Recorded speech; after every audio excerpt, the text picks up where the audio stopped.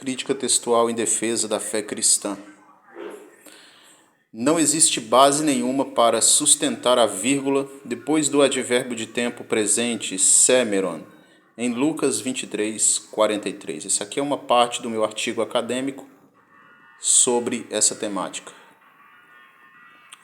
Um artigo acadêmico em refutação à tese do Dr. Rodrigo Silva, mas faço uma ressalva digna de nota. Eu admiro muito o professor e mestre em arqueologia Rodrigo Silva, que é adventista, todavia, discordo de seus dados, de suas crenças denominacionais, mas nada contra a pessoa dele. Portanto, vou analisar os seus principais segmentos em favor de sua tese e vou expô-las à luz da análise crítica manuscritológica e da análise gramatical sintática. Já adianto que aqueles que não entendem da matéria, que eu não estou tentando me sobrepor ao academicismo do Rodrigo Silva, mas expondo sua tese ao escrutínio das ferramentas da crítica textual na área da papirologia, na manuscritologia, na patrística, na gramática grega e na sintaxe textual. Tudo para mostrar que o fato de alguém possuir formação superior não o isenta do equívoco em suas premissas adotadas.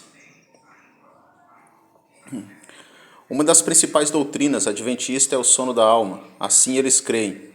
Na morte o homem entra num estado de inexistência, de inconsciência, não usufruindo de nenhuma consolação e prerrogativa, ou de tormento intermediário fora da matéria.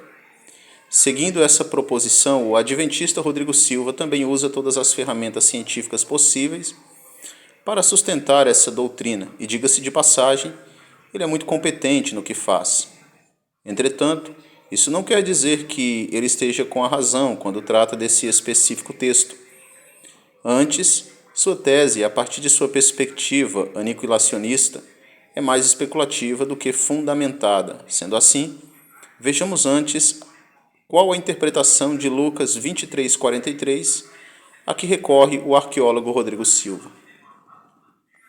O texto diz: "E disse a ele, em verdade digo a ti, hoje estarás comigo no paraíso." Essa é a versão defendida pelo Rodrigo Silva, bem como por todos os adventistas e até as testemunhas de Jeová, visto que coadunam da mesma visão teológica do sono da alma.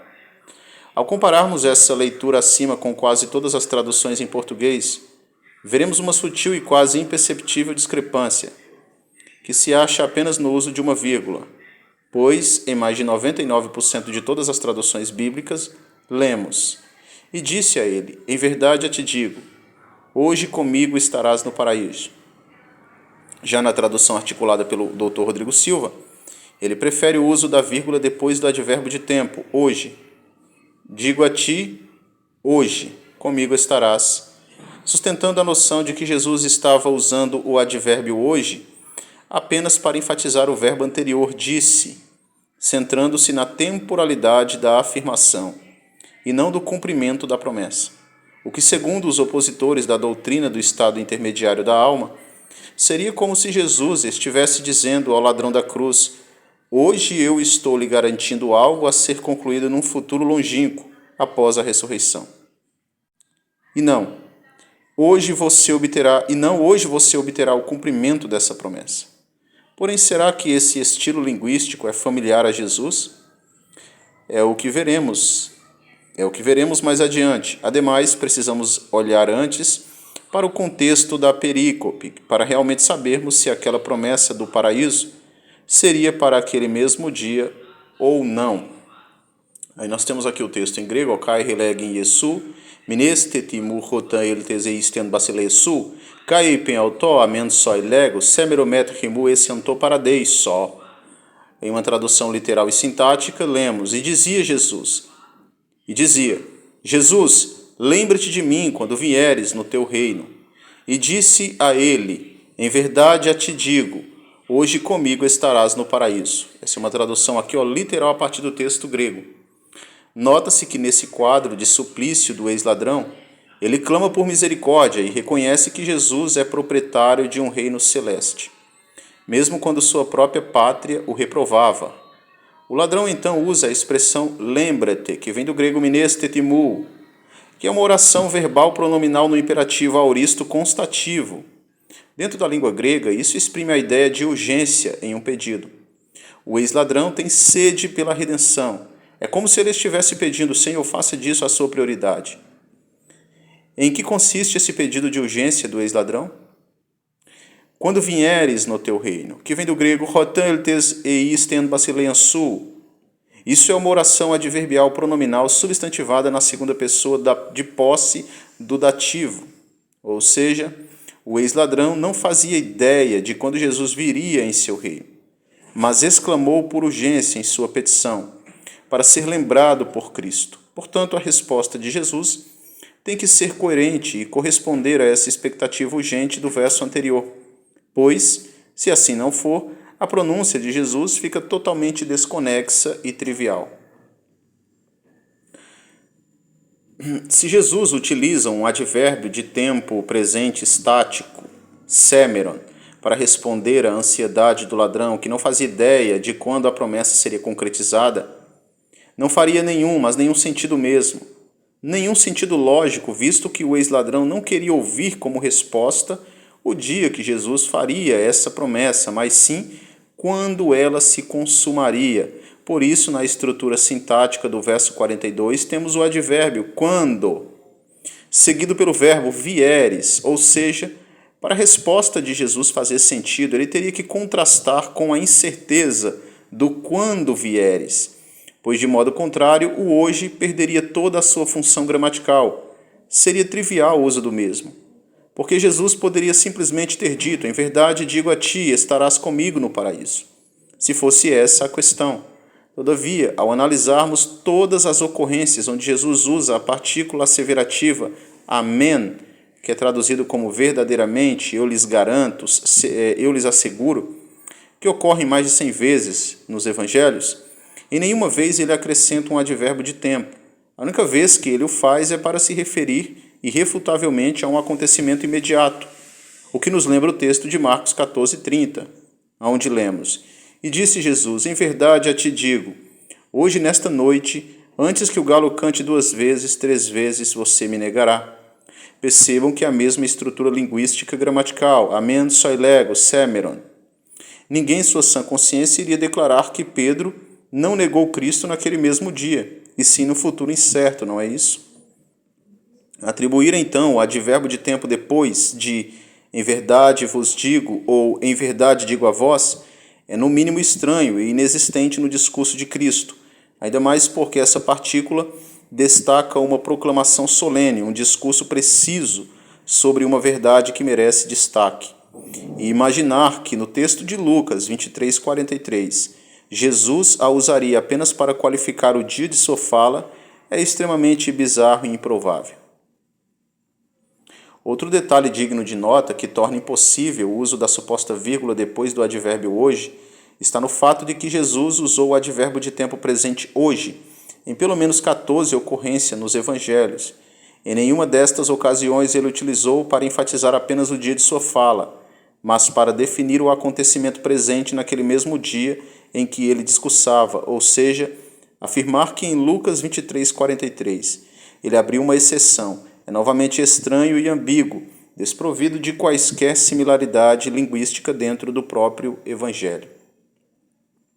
Mas então voltemos a nossa atenção à tese do Dr. Rodrigo Silva, que sempre será hasteada como uma bandeira pelos adventistas leigos em crítica textual e manuscritologia, para defenderem as suas premissas doutrinárias. Isso também vale para as testemunhas de Jeová. Toda a sua tese se estrutura a partir da análise de 2 manuscritos antigos, o chamado Códice Vaticanus, datado em 300 e 330 d.C., e o Códice Siríaco Curetoriano, que é datado entre 450 e 500 d.C., onde o arqueólogo supostamente vê uma vírgula depois do advérbio semeron, dando embasamento para sua teoria. Será mesmo que isso é verdade ou não passa apenas de uma hipótese elaborada para suportar uma crença? Bom, eu diria que de fato não passa de uma avaliação conspiracionista para manter um pressuposto teológico, nesse caso, o do nosso professor Rodrigo Silva. O manuscrito siríaco realmente contém uma vírgula depois do advérbio hoje, e o atestado desse manuscrito tardio não tem quase nenhum peso acadêmico para esse debate. Já o Códice Vaticano, sim. pois é um dos melhores e mais antigos manuscritos do Novo Testamento em grego. Mas será que nesse códice existe uma vírgula intencional para endossar a proposta adventista sobre o sono da alma? É o que veremos adiante. Então temos aqui o Códice Vaticano. Essa tradução profana tem sido defendida pelos sectários com o argumento inútil de que no Códice Vaticano, datado do IV século, há uma vírgula depois da palavra hoje, que isso indica que Jesus estava somente falando sobre a sexta-feira, dia de sua crucifixão, que iria salvar o ex-ladrão. Porém, Jesus não dissera que o salvaria naquele presente dia. Seria isso verdade? Então temos aqui a suposta vírgula, ó, nessa setazinha, tá vendo? Ó? Aqui, ó. Esse é o Códice Vaticano. Realmente existe um ganchinho parecido com uma vírgula depois de Semeron. No entanto, antes dos emocionados tirarem qualquer conclusão precipitada, deve-se compreender um pouco sobre manuscritos gregos antigos e entender como funcionava sua confecção, escrita, cópia, padrão ortográfico e transmissão textual, antes de fazer qualquer juízo de valor e tomar partido no que não se conhece. Bem, sabemos que os antigos manuscritos do Novo Testamento eram redigidos em grego uncial maiúsculo. Até meados do VI século, a maioria esmagadora dos manuscritos eram escritos nesse estilo ortográfico.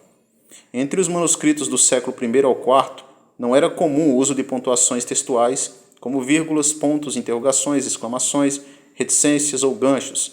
A escrita era sempre sequenciada, sem espaços ou pontuações.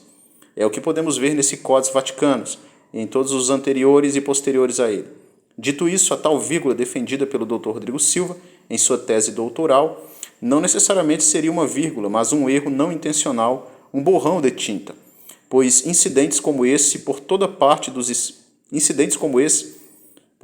escribas era mais comum do que imaginamos, e eis que vou dar alguns exemplos disso a seguir.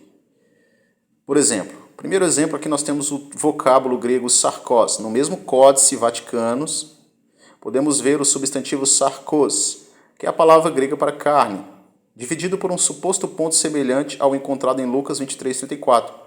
Será mesmo que o Dr. Rodrigo Silva também defenderia que a palavra carne deve ser traduzida como carne? Acho que não. Temos aqui, ó, sarkos, ó, o pontinho aqui, ó. Outro exemplo. Aqui temos um outro exemplo de borrões acidentais. Acidentais, que é o que realmente se encontra no texto de Lucas 23:43. Pelo descuido do escriba. Aqui temos o adjetivo martureitai, que é a palavra para testemunhas, né, no plural, com um ponto entre a letra ro e o tal. Certamente o Rodrigo Silva não vai defender que testemunhas deve ser traduzido como testemunhas, porque existe esse ponto no manuscrito vaticano, né? Assim, aqui, ó, separando o ro do tal. Agora temos outro exemplo de descuido do escriba no Códice Vaticano. O verbo livra, que vem do grego risai, também contém uma suposta vírgula acidental entre o ro e o y. Nem por isso o Dr. Rodrigo Silva vai defender que a palavra deve ser traduzida como livrar. Tá aqui, ó, vírgula. Só que não é vírgula, a gente sabe que é erro por parte do descuido do escriba, né? Erros acidentais, borrões. Temos agora um outro exemplo, auton, que é um pronome para ele, terceira pessoa do singular, como um ponto não intencional depois do alfa. Seria patético separar o pronome ele dessa forma. Fica provado que era comum esses acidentes de pontuação irresponsável no Códice Vaticano. Está aqui, ó, auton, depois do alfa, um ponto. E esse Códice Vaticano está repleto de detalhes, de erros dessa mesma natureza. Hekaton é o adjetivo numeral traduzido para 100. Também podemos ver aqui claramente um suposto ponto entre o alfa e o tal. Suposta vírgula. Quem diria então que 100 deve ter a palavra 100, vírgula? Jamais. Também está aqui no Códice Vaticano. Essas referências estão todas presentes ali no manuscrito Vaticano. Um outro exemplo, vemos uma preposição muito frequente no Novo Testamento, pros, que equivale à palavra para, ou seja, é mais um caso de borrão não intencional no Códice Vaticano. Depois do ro, antes do ômicron, temos também uma pontuação aqui, ó, erro, descuido do escriba, não intencional. Enfim, só são alguns exemplos, são milhares, vários. Como vimos, o Códice Vaticano está repleto de borrões não intencionais. Dizer, portanto, que aquela vírgula depois de Semeron é prova que Jesus não levou o ex-ladrão ao mesmo dia para o paraíso é um salto quântico de conjectura e tendenciosidade. Ou seja, por mais bem elaborada que seja a tese do Dr. Rodrigo Silva, ele não pode fugir disso, a saber, a probabilidade de não ser uma vírgula depois do advérbio hoje é tão grande quanto a obstinação dos adventistas por tentar rejeitar a doutrina do estado intermediário. Vale também ressaltar outros dois pontos também, que tornam mais improvável ainda, para não dizer impossível, aquela vírgula depois do advérbio hoje no Codes Vaticanos. Embora escassas as pontuações nos manuscritos unciais, as poucas que existem sempre estão espaçadas entre as frases, ou seja, sempre que o escriba adicionava um ponto ou um gancho médio, ele dava um certo espaço entre as palavras. Também a quantidade de manuscritos antigos que não contém nenhuma vírgula ou mancha depois de sêmeron depõe contra a suposta vírgula predileta dos adventistas e TJs. Vejamos, portanto, alguns exemplos desses dois outros métodos que suplantam a tese do Dr. Rodrigo Silva. Esse era o uso convencional dos escribas no quarto século, quando queriam enfatizar uma pontuação para separar as frases. Olha o que acontecia aqui. Ó. Havia uma pontuação, está escuro aqui, ó, vocês podem ver, e havia um espaçamento. Ó. Vocês podem ver aqui, por exemplo, vocês podem ver ó, o espaçamento depois de um sinal de pontuação no Códice Vaticano. Então, vemos ó, o espaço que existia. Aqui, ó. Por exemplo, entre Lucas 22:30 e Lucas 22:31, temos aqui ó, o ponto e o espaçamento, que era o estilo ortográfico para se introduzir a ideia de uma vírgula, de uma interrupção. Não vou comentar aqui é parte de um comentário da crítica textual, aqui também. Aqui já é parte do meu esboço. Também deve-se atentar ao fato de que os mais antigos manuscritos gregos, em unanimidade, desconhecem qualquer forma de pontuação depois de sêmeron. Me refiro ao Códice Bizai, Códice Alexandrino, Códice Efraimita, Códice Washingtonianos e o manuscrito contemporâneo ao Códice Vaticano, que é o Códice Sinaítico, e o papiro mais antigo que contém a passagem de Lucas 23, 42, 43, o P75, que deveria acabar com a discussão, visto ser 125 anos mais antigo que o manuscrito Vaticano e não traz vírgula nenhuma. Aqui, ó.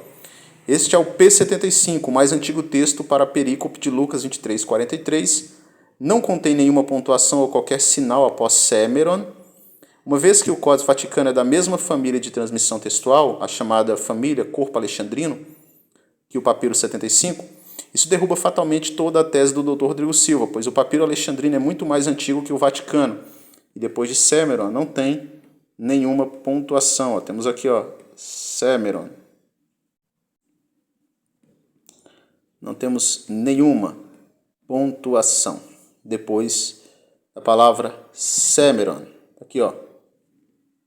Sêmeron. Cadê o ponto? Cadê? Cadê a vírgula aqui depois do nu? Não temos.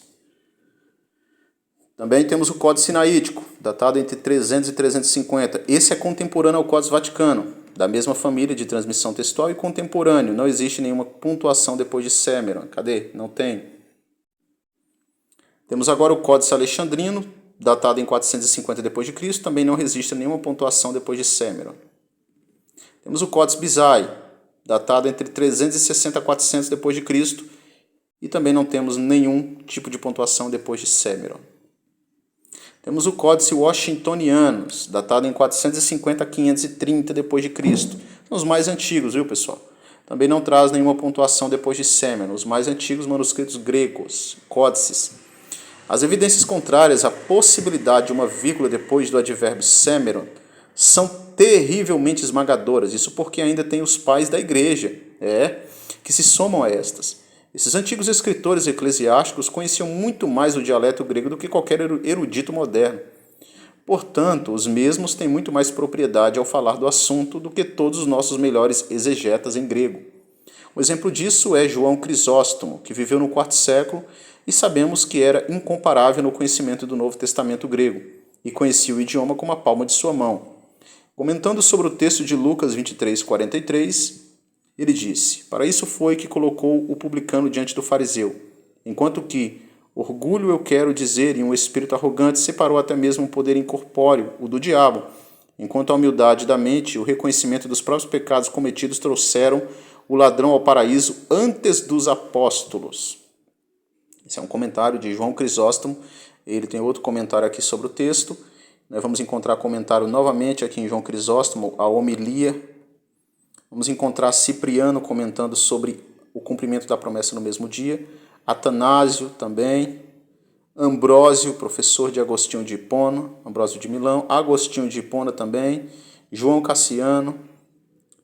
E é isso aí, vamos finalizar aqui. O que podemos então constatar diante dessas evidências? Estes pais da igreja primitiva dominavam o dialeto do Novo Testamento muito melhor do que qualquer dicionário ou léxico de hoje, visto que o grego do Novo Testamento uncial é um idioma morto. E esses comentaristas antigos teólogos da igreja primitiva ainda são anteriores a quase todos os manuscritos que dispomos, com exceção de 3 ou 4, sobre essa passagem específica de Lucas 23, 43. Isso é muito significativo, haja vista que a compreensão dessa interpretação teológica nos pais da igreja primitiva, que é mais antiga do que 99% dos manuscritos gregos atuais que temos, consolidam e consubstanciam ainda mais a crença padrão sobre essa promessa feita ao ex-ladrão: hoje comigo estarás no paraíso. Não como sendo uma promessa para o futuro, mas para o dia presente imediato. Por causa dessa tonelada de evidências, manuscritológica, gramatical, patrística, estilística, papirológica, histórica, a maioria esmagadora, os melhores críticos textuais do mundo estão conosco nessa. As melhores versões bíblicas, os melhores dicionários, os melhores gramatólogos, os maiores lexicógrafos, os mais renomados exegetas, os mais influentes pais da igreja. Creio que Jesus realmente prometeu o paraíso àquele ladrão no mesmo dia, na sexta-feira da paixão. Isso não se trata de fazer apelo à autoridade humana, mas sim de chamar a atenção ao fato de que, se realmente fosse uma controvérsia teológica complexa, seria mais equilibrado a balança acadêmica. Mas para isso deveria haver mais fundamentos para os entusiastas dessa crença, de que somente um borrão de tinta em um manuscrito do IV século, o que já provei aqui nesse artigo ser uma mancha de tinta não intencional. Por isso, a tese do Dr. Rodrigo Silva não é um bicho de 7 cabeças, e suas lacunas demonstram o quão inconsistente ela é. E esse arsenal de evidências fatuais que apresentei nesse presente artigo sedimentam qualquer viés adventista que procure partir da mesma pressuposição doutoral do aclamado, porém não irrefutável, Rodrigo Silva. Aqui é a fonte de pesquisa do meu artigo, a gramática de Daniel Wallace, que é o maior crítico textual agora em atualidade, em vigência. E é isso aí, crítica textual em defesa da fé cristã.